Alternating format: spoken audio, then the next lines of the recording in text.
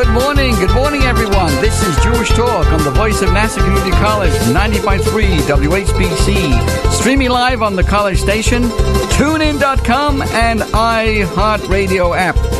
And all week long, you can find this program posted on Spreaker.com, Spreaker.com. And I've received many, many compliments of the fact that you can go back and listen to this great show that comes to you from the voice of Nassau Community College, 90.3 WHBC.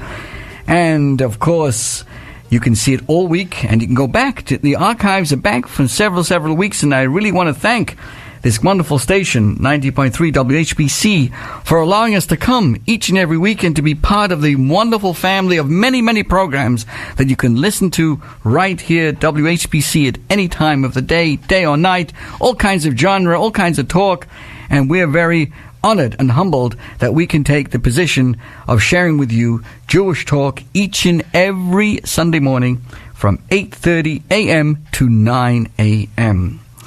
So here we are, dear friends. We are continuing from the theme of last week, which was all about Jewish marriage. And I want to begin and share with you a question that has come up that relates to marriage. And the question is, should my husband's text messages be private? For those of us who live in another era, who are not involved in text messaging, you can stop listening right now. But for those of us who do have iPhones or Samsungs or whatever it may be and do texting, then this could be a question and it could be a problem. And here was the question. Are text messages private? My husband and I have a major disagreement over this. He gets furious when I look at his phone, saying I have no business reading his private messages. I feel as a married couple, we should have nothing to hide from each other. I'm not saying that I am at all suspicious of him. I completely trust him. But should his inbox be totally out of bounds for me? So let me share with you an answer. The answer to your quandary is right there in front of you on your finger. What am I talking about? Well, dear ladies, look at your wedding ring. The answer lies, for some, the answer is blowing in the wind. But the answer to this question is on your finger, on your wedding ring. You see, a ring represents an ideal relationship. Why? It wraps itself snugly around the finger. It has to fit securely, otherwise it would fall off and get lost. But at the same time, a well-fitted ring should not cramp the finger. It can't be so tight as to cut off the circulation. Then you have to go out and speak to the Kolchevskis. A comfortable ring will hug the finger, but not strangle it. You get what I'm talking about? This delicate balance of holding on tight, but not too tight, is the balance required in a marriage. Being married means being intimate. When we're in love, we want to embrace our spouses on all levels, surrounding them with care and showering them with affection. We want to share every experience and explore every layer of their being. We want to hold on to them tight and be there for them every second of the day. But this devotion can go overboard.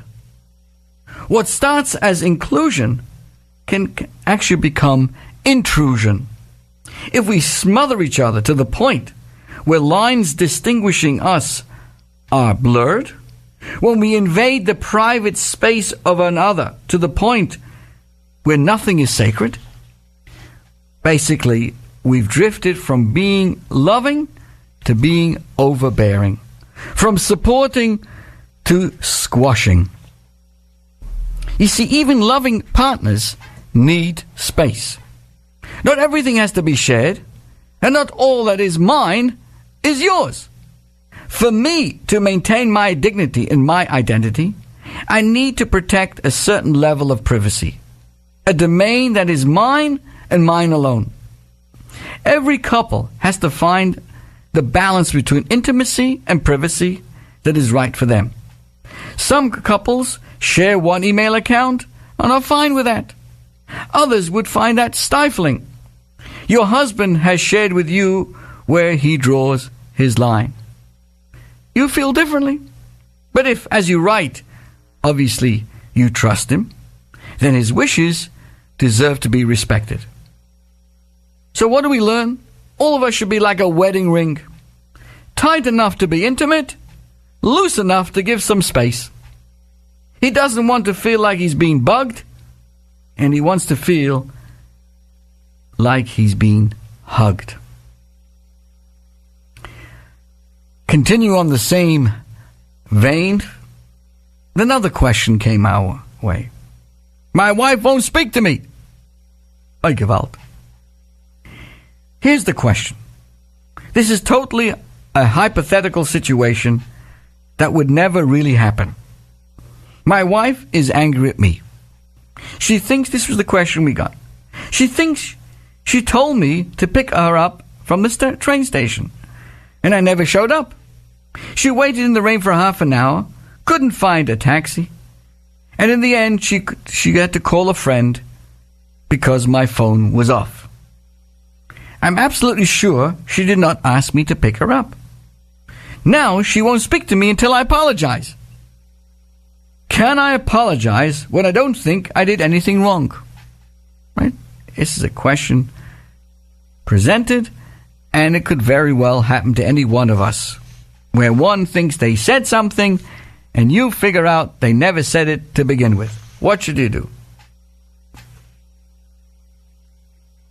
Of course, it's something that I thought about and looked around. I don't usually answer such far-fetched, made-up scenarios. The person says it didn't happen, but it's hypothetically. But this time, as I thought about it, I'm going to make an exception. When we say I'm sorry, we are making a statement about ourselves. I am remorseful. I regret my actions, and I hope not to repeat them. Right? That's what we hopefully mean when we say the word sorry. But my apology is not just about you and your feelings. It's about the person you hurt. You don't apologize just to absolve yourself from guilt, but to acknowledge that you are the cause of someone else's pain, and you're taking responsibility for your role in that.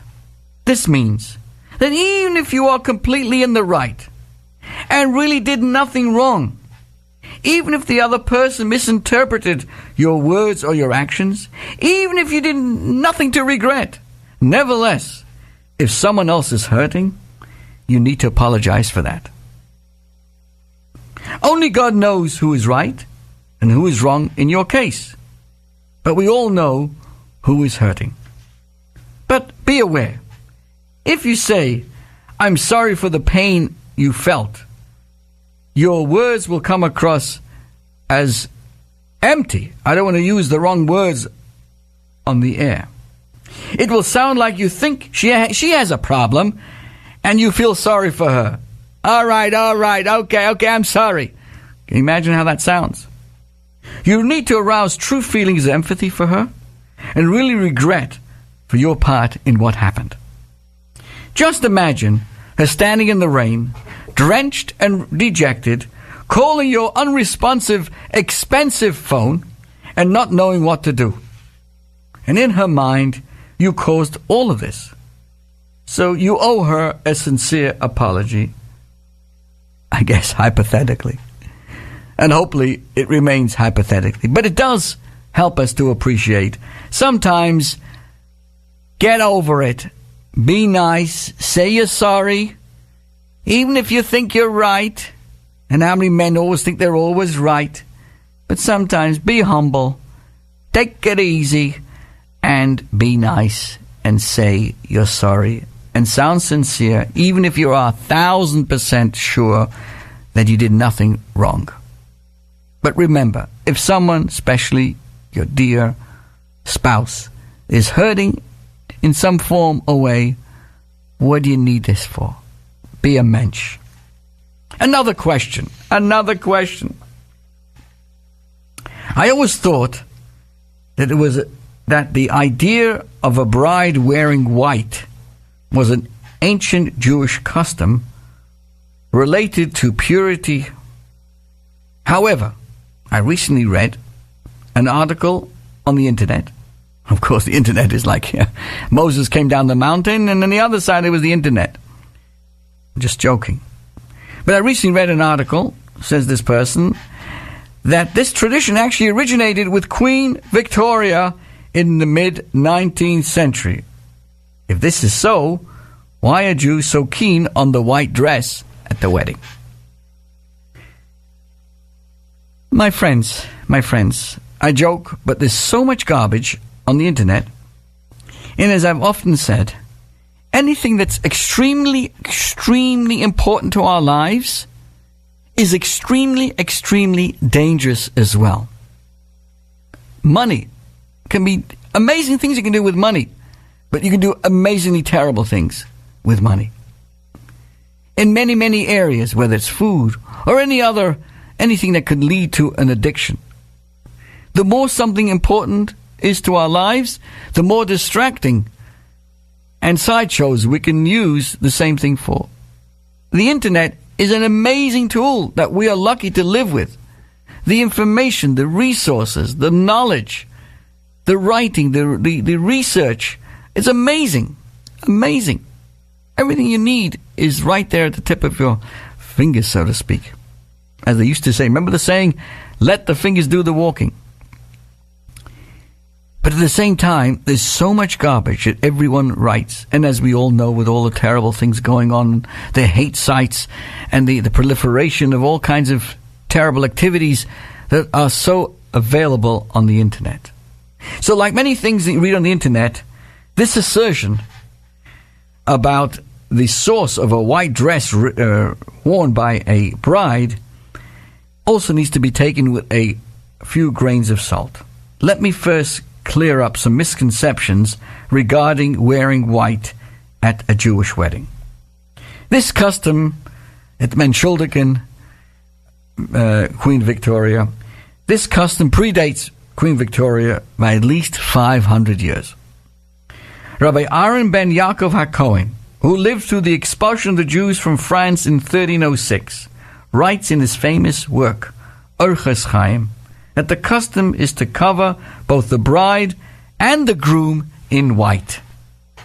We also find that Rabbi David ibn Zimra, known as the Radbaz, he was born in 1479, cites the ancient custom within the Egyptian Jewish community for both the bride and the groom to wear white at the wedding. Note that the custom is not just for the bride to wear white. Indeed, the groom traditionally, right? If you've gone to a traditional wedding, the groom wears the white kittel, the robe, or a talis, depending on the Sephardim, wear a talis or a kittel. That's really it's a white robe. They wear it during the marriage ceremony. In the Chabad custom, it's worn underneath the jacket. According to some sources, the groom's white clothing is the primary custom or even the only custom. However, it is usually more noticeable that the bride is wearing white, since some have the custom for the groom, as in Chabad, to wear a coat over the kittel. But either way, clearly the source of wearing white at the wedding goes back way before Queen Victoria, and I hope she won't be upset with me. Now, what's the reasons behind this? Now that we've established that the wearing white at weddings has a long history, let's examine the reasons for this custom. The Orchos Chaim that I quoted before says that the reason for wearing white at the wedding is based on the juxtaposition of two verses in the book of Ecclesiastes. What does it say there? It says, at all times, let your garments be white. And then goes on to say, enjoy life with the wife whom you love. What do white garments have to do with enjoying life with a new wife. And the sages say